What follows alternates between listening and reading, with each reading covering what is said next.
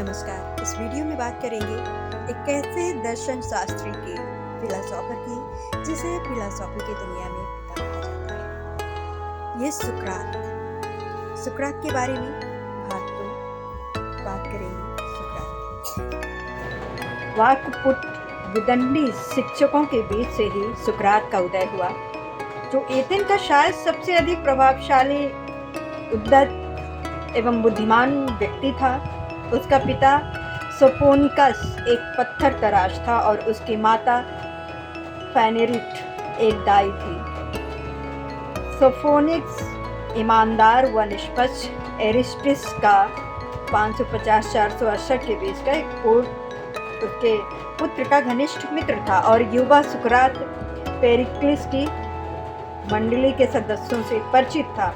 अपनी युवावस्था में उसने पेलोनोशिया के युद्ध के दौरान पेचिदाया, जो कि 432 और 429 ईसा पूर्व, डेलियस 420 ईसा पूर्व 24 ईसा पूर्व, एक्सिपोलिस 422 में एक उड़ानदस्ता के रूप में लड़ाई में भाग लिया और सुकरात में दर्शन शास्त्र के अध्ययन में इतना खो गया कि वो अपने निजी मामलों की भी अनदेखी करने लगा, जिसका परिणाम ये हुआ कि वो दूसरों की तुलना में अर्थात गरीबी के स्तर तक पहुंच गया। उसे शायद अपने परिवार की अपेक्षा दर्शन शास्त्र के अध्ययन में ज़्यादा प्रेम था। उसकी पत्नी, जो कि जैथिक उम्र में सुकरात से बहुत छोटी थी, लगभग 40 वर्ष, वो झगड़ालू, सिर नोचने वाली और चिड़चिड़े स्वभाव की थी। तथापि सुकरात को जो अपने उनके पुत्र थे, उनकी बड़ी चिंता होती थी, उनके भविष्य की बड़ी चिंता रहती थी। सुकरात में एक बात कमाल की थी कि वो उसी तरह का जीवन व्यतीत करता था जो पढ़ता था। सुकरात को इस शुल्क लिए बगैर ज्ञान प्रदान करने के उद्देश्य से कोई बहस छेड़ देता और उस पर पूरी तरह छाया रहता। जहाँ कहीं और जब कभी भी युवा और समझदार लोग उसे सुनना चाहते, वो ऐसा ही करता। वो अपनी बुद्धिमानी के लिए इतना प्रसिद्ध था कि लोग व्यावहारिक आचरणों के मामले में व शिक्षा संबंधी समस्याओं के बारे में उसकी सलाह मांगते थे। सुकरात अपने उद्देश्यों के अनुरूप ही जीवन व्यतीत करने के लिए विख्यात था। सुकरात का व्यक्तित्व आकर्षक नहीं था, उसकी नाक चपटी थी, वो जल्दी गंजा हो गया था और उसका वजन भी ज़्यादा था, लेकिन शरीर से मजबूत था, हट्टा-कट्टा था और जो भी उसके संपर्क में आता उसे वो अपने बौद्धिक ज्ञान से चकित कर देता था। जब वो अगोरा सभा स्थल के लिए यूनानी शब्द के रास्तों पर आता, एथेन के युवक जाकर के उसे घेर लेते थे।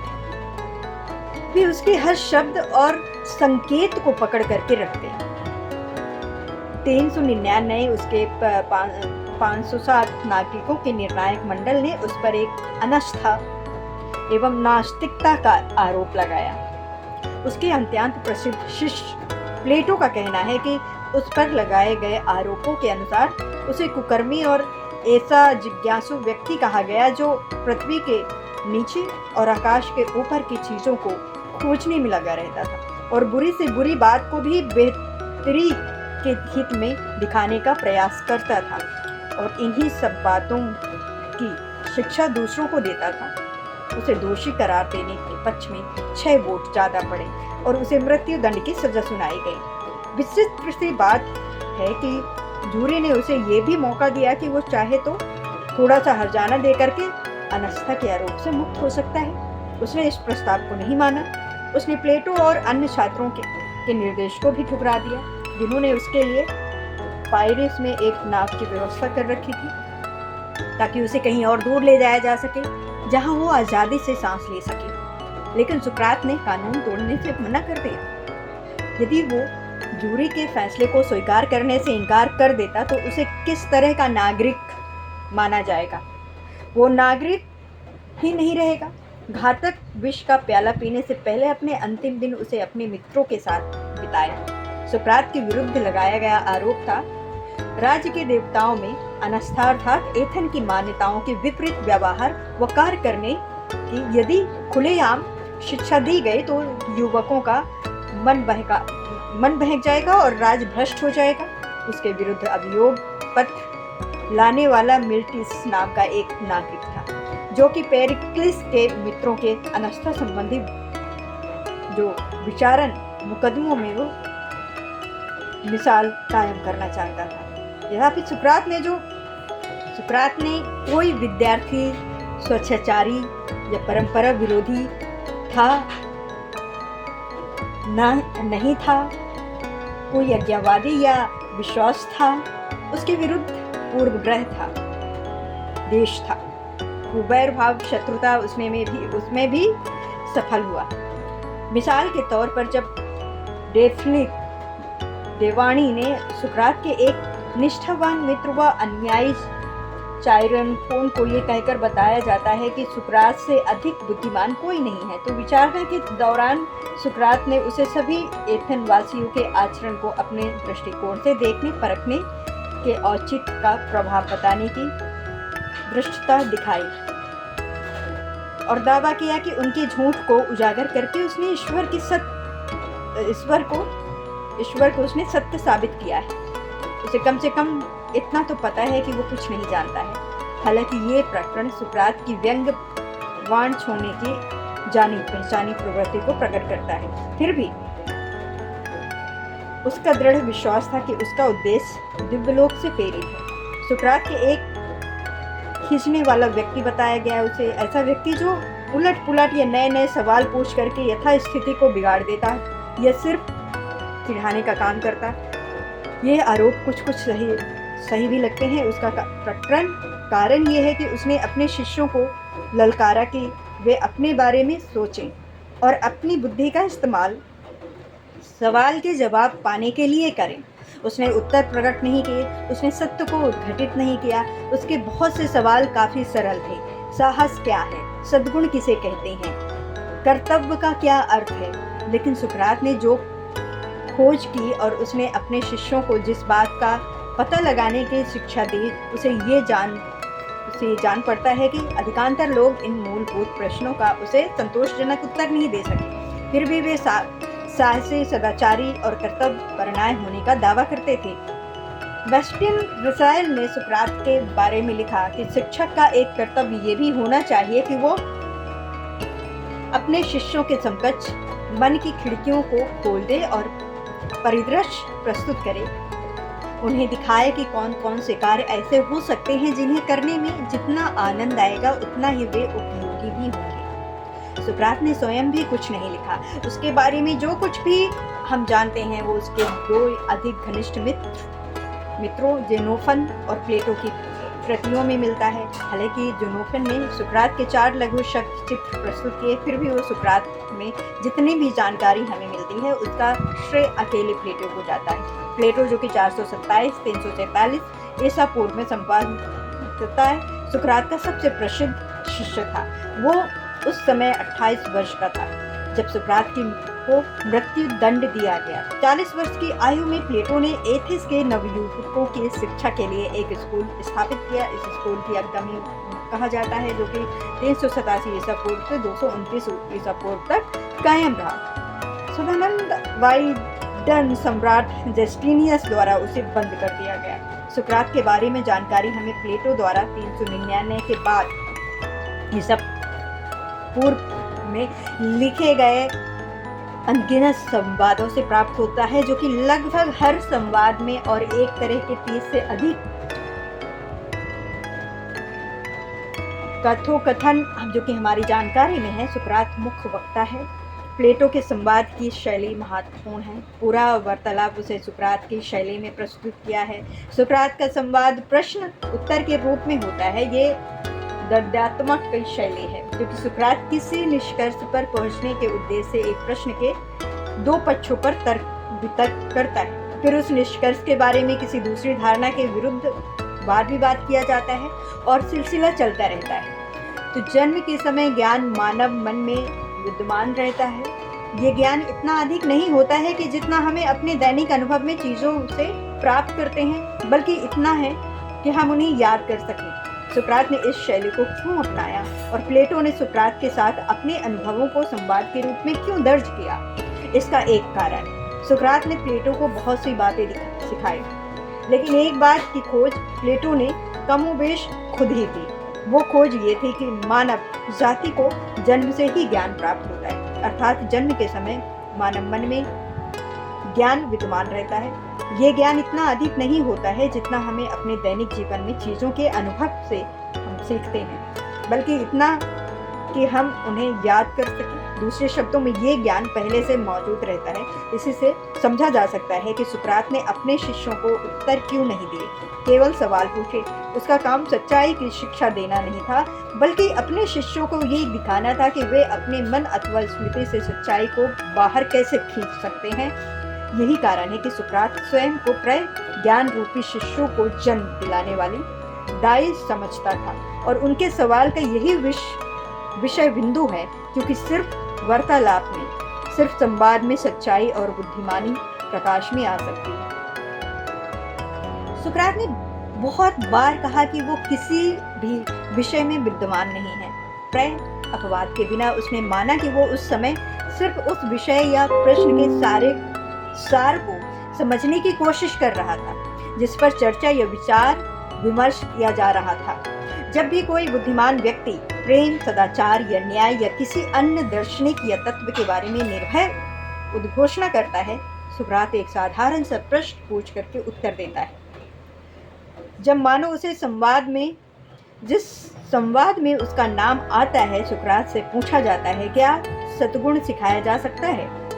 सुकरात प्रश्न करता है, क्या तुम मुझे बता सकते हो कि सद्गुण किसे कहते हैं? जब मेनो के एक के बाद अनेक उत्तर देता है तो सुकरात टिप्पणी करता है कि मेनो ने कुछ कहा है जो लगती तो एक बात है, लेकिन उसमें अनेक बातों की ध्वनि होती है। कोई बहुत अच्छा उदाहरण नहीं है। उसने मेनो से पूछा कि क्या सद्गुण की कोई एक संभावित व्याख्या है।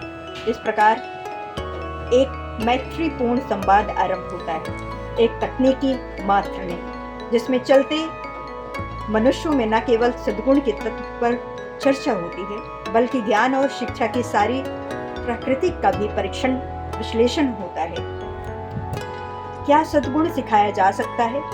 क्या तुम मुझे बता सकते हो सद्गुण किसे कहते हैं? इस प्रकार सुकरात का तरीका एक बातचीत का तरीका है, एक विचार विमर्श है, जिसमें दो या दो से अधिक व्यक्ति कठिन प्रश्नों के उत्तर ढूंढने में एक दूसरे की सहायता करते हैं। सुकरात ने ये ढंग क्यों अपनाया?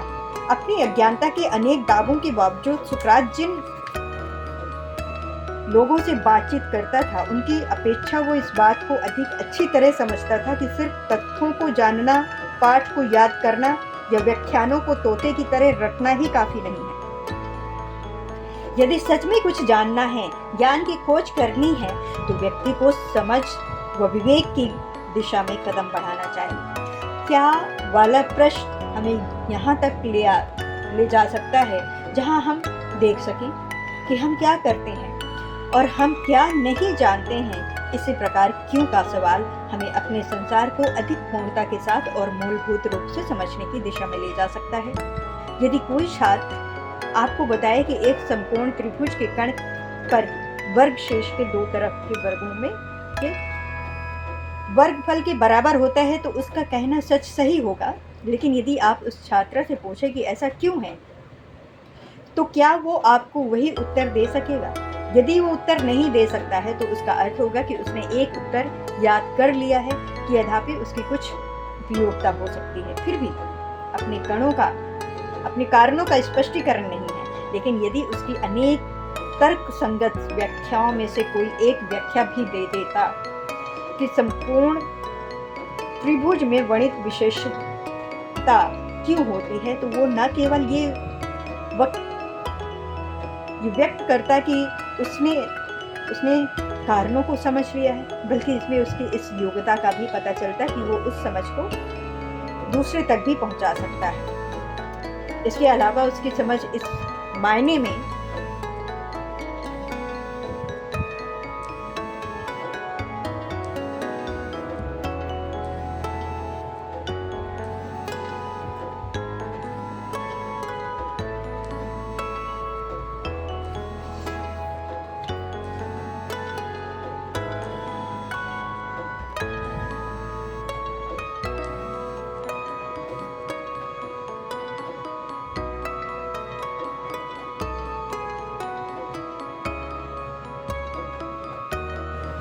इसके अलावा उसकी समझ इस मायने में भी अधिक है कि उसका वर्णन करने के बहुत नज़दीक लगता है। विचार विमर्श का तरीका छात्रों से अपेक्षा करता है कि वे प्रश्नों के उत्तर स्वयं तलाशें। दूसरों ने जो कुछ भी कहा या लिखा है उसकी वैधता पर विचार करें और कुछ नहीं तो उसके बारे में समूह में दूसरे विद्यार्थियों को अपनी निजी राय का तर्क संगत समर्थन प्रदान करें।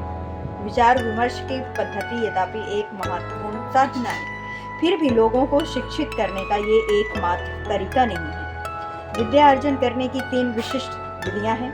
मनुष्य जो समझ लेता है उसे भूलता नहीं है, और जब वो कोई व्यक्ति उस संसार को समझ लेता है जिसमें वो रहता है और ये भी समझ लेता है कि उससे उसका सही स्थान क्या है, तो उसमें इतनी योग्यता आ जाती है कि वो न केवल अपनी बेहतरी के लिए बल्कि अपने आसपास के अन्य लोगों की बेहतरी के लिए भी सही दिशा का चुनाव कर सके। इसके अलावा ये बात भी महत्व रखती है कि समझदारी को पढ़ाने की प्रक्रिया भौतिक जगत तक ही सीमित नहीं है। आस्था तलाशने की समझ वाक्यांश स्वीकारता है कि जिन बातों को हम धार्मिक विशेषक के कारण जानते हैं वे भी तर्क या विवेक के विपरीत नहीं है, भले ही वे तर्क के परे हों। धर्म सिद्धांत को ईश्वरीय वरदान और दैवी प्रकट कहा जाता है, फिर भी व्यक्ति आस्था के अंतर्गत बहुत सी बातों के बारे में ज्ञान को बढ़ा सकता है। ये इसीलिए संभव है क्योंकि आस्था और विवेक एक दूसरे के पूरक हैं, दोनों का साथ है। मानव स्वभाव की ये वास्तविकता है कि व्यक्ति प्रायः सोचता है कि वो कुछ जानता है, जब तक कि उसे अपने इस ज्ञान को प्रकट करने के लिए बद्ध नहीं किया जाता। दूसरे शब्दों में इसका अर्थ है किसी बात का स्पष्ट ज्ञान जो कि वास्तव में किसी अनुभूति से कुछ अधिक नहीं होता है, जिसका असली स्वरूप तब घटित होता है जब उसे विचार विमर्श के प्रकाश की प्रक्रिया में लाया जाता है। इस प्रक्रिया की सुंदरता ये है कि अपने ज्ञान की सीमा का पता लगाने में हम न केवल ये जान लेते हैं कि हमारी अज्ञानता कहाँ समाप्त होती है, बल्कि ये भी हमारा वास्तविक ज्ञान कहाँ से आरंभ होता है। अध्याय 4 सच्चरित्रता क्या है। यूडिप्रो यूकोफन प्लेटो के आरंभिक संवादों में से एक है, जो कि 399 ईसा पूर्व के आसपास का है, और एक सुकरात है और यूडाइफ्रो नाम का एक व्यक्ति है जिसे धर्मशास्त्र का विशेषज्ञ माना जाता है। संवाद की जगह किंग अर्चन के संभाग के नजदीक है, जहां ये दोनों व्यक्ति एक दूसरे के सामने होते हैं और दोनों वहां संभावित विचारण से पहले आरंभिक सुनवाई के लिए आए हुए हैं। यूडाइफ्रो अपने पिता के विरुद्ध हत्या के आरोपों को प्रस्तुत करने के लिए आया है, क्योंकि उसके पिता ने अपने एक कर्मचारी को बिना उचित देखभाल के मर जाने दिया।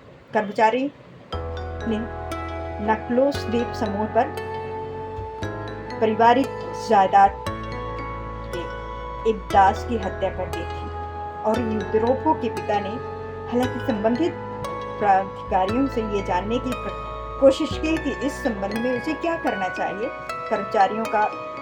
कर्मचारी एक गड्ढे में बंधा पड़ा रहा और वो मर गया। उसका मुंह भी बांध दिया गया था ताकि बोल न सके। सुकरात इस व्यक्ति के आत्मविश्वास पर आश्चर्य व्यक्त करता है, जो अपने ही पिता को इतनी गंभीर आरोप के साथ न्यायालय में पेश करना चाहता है। व्यंग्यात्मक कही जा सकने वाली शैली में सुकरात कहता है कि यूडाइफ्रो को सच में स्पष्ट समझ है कि पवित्र और अपवित्रता किसे कहते हैं, क्योंकि सुकरात स्वयं उन देवताओं को पूज करके अनास्था के आरोप में घिरा हुआ है, जिन्हें पूजने की अनुमति शासन की ओर से नहीं है, और ये स्पष्ट नहीं जानता कि पवित्रता का क्या अर्थ है। वो यूडाइफ्रो से सीखने समझने की आशा करता है। सुकरात यूडाइफ्रो को पवित्रता की परिभाषाएं प्रस्तुत करने का निमंत्रण देता है, ताकि वे दोनों उन व्याख्याओं पर चर्चा व विचार विमर्श कर सकें। यूडाइफ्रो अभी जो कर रहा है उसे वो अपनी ओर से एक सच्चरित्रता की पहली परिभाषा बताता है, अर्थात वो अपने पिता पर मानव हत्या का मुकदमा चला रहा है। सुकरात उसे अस्वीकार कर देता है, क्योंकि ये कोई व्याख्या नहीं है, ये सच्चरित्रता का एक उदाहरण या दुष्टता मात्र है। इस व्याख्या से ये प्रकट नहीं होता है कि वो कौन सी आधारभूत विशेषता है जो कि पवित्र चीजों को पवित्र बनाती है। युद्धो फिर एक दूसरी परिभाषा देता है। सच्चरित्रता वो है जिसे देव उचित समझते हैं। सुकरात इस परिभाषा की प्रशंसा करता है क्योंकि उसे साधारण शब्दों में व्यक्त किया गया है, लेकिन वो इस आधार पर कि इसकी आलोचना करता है कि देवों के बीच इस बारे में असहमति है कि उनका समर्थन किसके पक्ष में है। इसका अर्थ ये होगा कि कोई कार्य विशेष जिस पर कि देवताओं का आपसी विवाद हो, एक ही समय में पवित्र और अपवित्र दोनों हो सकता है। तार्किक दृष्टि से यह स्थिति संभव नहीं है। युदाइको सुकरात की आलोचना के विरुद्ध तर्क देने की कोशिश करता है, ये कहते हुए कि इस विषय पर तो देवों के बीच भी असहमति नहीं होगी कि जो कोई किसी औचित्य के बिना किसी की जान लेता है उसे दंड दिया जाना चाहिए। लेकिन सुकरात का तर्क ये है कि विवाद फिर भी उत्पन्न होगा इस बात को लेकर कि औचित्य था तो वास्तव में कितना था, और इसीलिए वही कार्य अभी भी पवित्र व अपवित्र दोनों तरह का हो सकता है।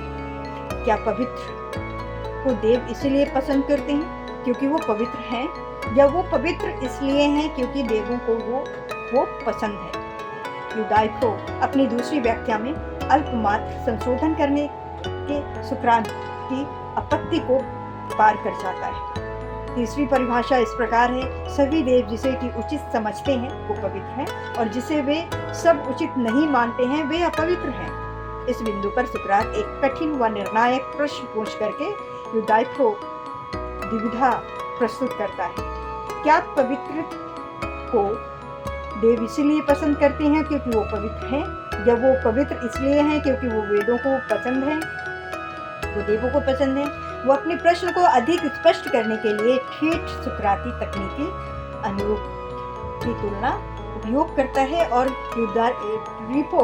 युदाइको को ये मानने पर वश कर देता है कि हम किसी विशिष्ट वस्तु को विशिष्ट सिर्फ इसलिए कहते हैं क्योंकि वो विशिष्ट होती है, इसलिए नहीं कि उसमें कोई ऐसी अंतर्हीनता विशेषता होती है, यह गुण होता है जिसे हम विशिष्ट कहते हैं। या तो युदाइको को ये समझने का प्रयास कर रहा है कि हम वही आगे ले जाते हैं जो पहले से मौजूद है, हमारे ले जाए बिना भी ये चीज़ रहती है, हमारे ले जाने से यह अस्तित्व में नहीं आती है। जहाँ तक सच्चरित्रता का संबंध है, हम किसी उस चीज़ को पसंद या नापसंद करते हैं जो किसी न किसी रूप में पहले से वो विद्यमान होती है। हमारी पसंद या स्वीकृति से कोई कार्य स्वतः पवित्र नहीं हो जाता है। हमारी ये मान लेने के बाद ही किसी कार्य को स्वीकृति प्राप्त होती है कि वो कार्य पवित्र है, इसका उलट नहीं होता है। या और सरल शब्दों में कहा जाए तो पवित्र या उपयुक्तता पहले आती है और स्वीकृति बाद में। फिर भी युदाइको की परिभाषा में ये स्वीकृति बाद में आती है।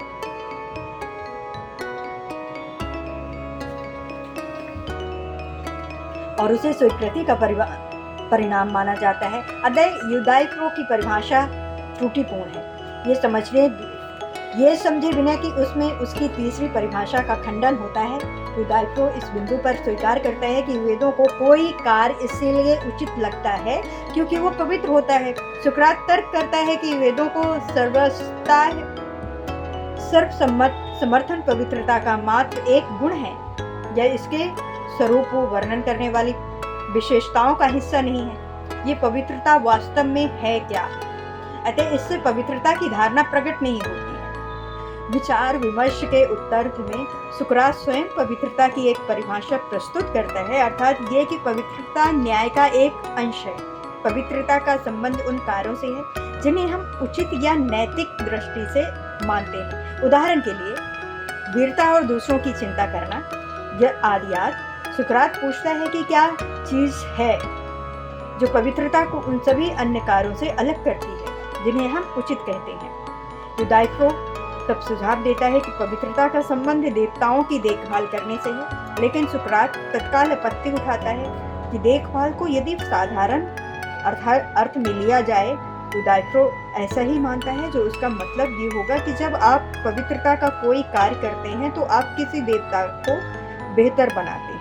घमंड का एक और उदाहरण देवगण जिस पर प्रसन्नता व्यक्त करते हैं। युदाइको दावा करते हैं कि देखभाल में ऐसा करना भी शामिल है। सुकरात जब ये पूछता है कि पवित्रता का अंतिम फल क्या है, यूदाइप्रो तब अपने पहले कथन का ही सहारा लेता है और पवित्रता का समर्थन सभी देवगण करते हैं। तत्पश्चात यूदाइप्रो एक दूसरी परिभाषा प्रस्तुत करता है और वो कहता है पवित्रता का एक प्रकार का त्याग और प्रार्थना है। वो पवित्रता की कल्पना एक व्यापार के रूप में करता है, देवों को भेंट चढ़ाना और बदले में उनका समर्थन मांगना। सुकरात यूदाइप्रो को ये बताने के लिए आग्रह करता है कि देवताओं को उन उपहारों से क्या लाभ मिलता है जो मनुष्य से उन्हें प्राप्त होते हैं। यूदाइप्रो उत्तर देता है कि वे उस तरह के उदाहरण बिल्कुल नहीं होते हैं। वे उपहार तो आदर, सम्मान और कृतज्ञता के रूप में होते हैं। दूसरे शब्दों में, जैसे कि वो स्वीकार करता है कि पवित्रता अंतरंग रूप से उस चीज से संबंध है देवगण जिसे पसंद करते हैं। विचार विमर्श का चक्र पूरा हो चुका है। यूदाइप्रो किसी अन्य कार्य के लिए दौड़ जाता है और सुकरात अपवित्रता के आरोप का सामना करता है। यूदाइप्रो एक दार्शनिक रचना क्यों माना जाता है, उसका सुस्पष्ट कारण ये है कि इसमें ऐसा कुछ नहीं है जिसकी अपेक्षा वह दार्शनिक कृति से की जाती है। ये कोई शोध, ये प्रबंध नहीं है। ये रचना किसी प्रस्ताव या अनेक प्रस्तावों, विचारधाराओं, विषयों से निष्कर्ष नहीं निकालती है। ये कोई सिद्धांत स्थापित ही नहीं करती है या किसी परिकल्पना के समर्थन में तर्क प्रस्तुत नहीं करती है। किसी दार्शनिक रचना का लक्ष्य निष्कर्ष निकालना नहीं होता है, बल्कि उसमें हमें अधिक स्पष्ट दृष्टि से अपने अंदर झांकने में मदद मिलती है। वास्तव में सुकरात तर्क विद्या के अनुरूप में कोई भी दार्शनिक रचना किसी यदाशुदा निष्कर्ष पर पहुंचने की चेष्टा नहीं करती है। यह किसी एक ऐसे अनेक शोध प्रबंधों का प्रमाणित या उनकी दृष्टि नहीं करती है, बल्कि अपनी ही एक दूसरों की आस्थाओं व धारणाओं तथा स्वीकार कर लिए गए विचारों को कसौटी पर परखने, अपने मन व दूसरों के मन के धुंधले अंधकार, माय कोने व दरारों को प्रकाशित करने का प्रयास करती है। उसका उद्देश्य किन्हीं निष्कर्षों पर पहुंचना नहीं है, बल्कि हमारी मदद करना होता है ताकि हम अधिक स्पष्ट दृष्टि से अपने अंदर झांक सकें।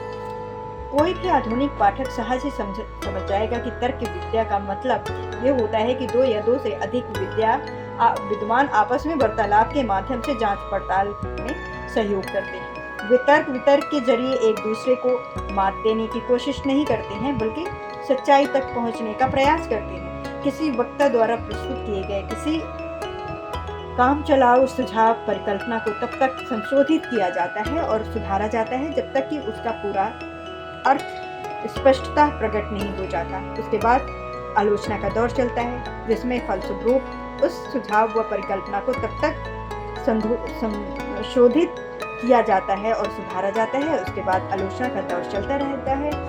इसके फलस्वरूप उस सुझाव या तो पूरी तरह से वो नकार दिया जाता है या कोई दूसरा सुझाव रखा जाता है जो हो सकता है दक्षतापूर्ण परीक्षण किए जाने पर सच्चाई के निकट पहुंच जाए। ये तर्क शास्त्र संबंधी व्याख्यान की प्रक्रिया का एक अच्छा उदाहरण है, जो किसी भी प्रकार किए गए सभी प्रामाणिक दार्शनिक व्याख्यानों के संबंध में मूलतः सही बैठता है। लेकिन सच्चाई पर पहुंचना और सच्चाई के निकट पहुंचना जैसे वाक्यांश संपूर्णता है अथवा सतिगंध लगते हैं, कोई वास्तविक सच्चाई नहीं है जिस तक पहुंचना है।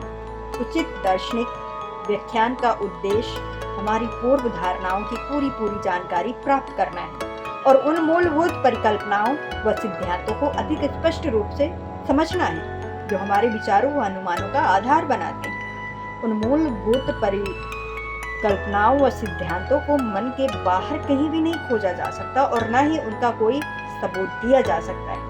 अतः उनकी सच्चाई को सिद्ध करने या उनकी असत्यता को प्रकट करने के उद्देश्य से बस ये वाद विवाद करना व्यर्थ है। किसी दार्शनिक दृष्टिकोण का निर्धारण करने में आलोचनात्मक प्रश्न या किया जाना चाहिए, वो दृष्टिकोण हमें किस तरह का संसार देने वाला है, उसमें हमारा जीवन कैसे होने वाला है, उस दृष्टिकोण में हमारी समझदारी का स्तर क्या होगा, क्या उसका मतलब यह है कि दार्शनिक चिंतन में कुछ भी सकारात्मक नहीं होता है? उसे किसी भी निर्णय सूत्र में नहीं बांधा जा सकता है? सूक्ष्म परीक्षण करना समग्र दार्शनिक कृत्य नहीं है तो और क्या है?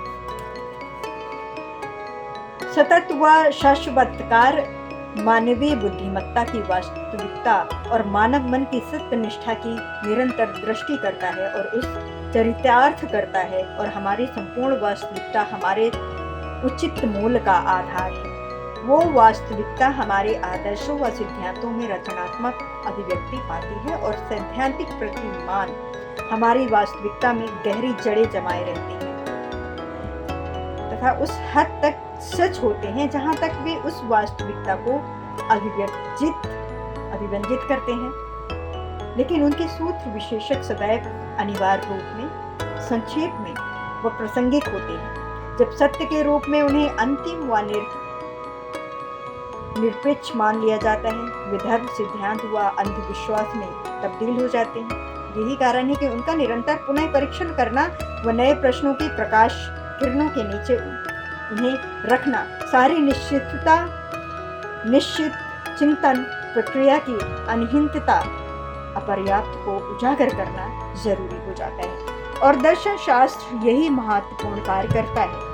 और चूंकि आदर्श सूत्रों में हमारी अंतर्गत वास्तविकता की अभिव्यक्ति किसी बाहरी वस्तुनिष्ठ यथार्थ का वर्णन नहीं करती है या करना नहीं चाहती है, इसीलिए सत्य की धारणा प्रासंगिक हो जाती है और इस पर लागू नहीं होती। कि मेरे कहने का अभिप्राय यही है कि सारा का सारा दार्शनिक चिंतन मनगढ़ंत व रहस्यमय तथ्यों से इसका कोई संबंध नहीं है। इसका सारा संबंध मूलों से है, अच्छाई सौंदर्य के मूलों व महत्व से है और न सच्चाई से नहीं है, अपितु सत्यवादिता से है।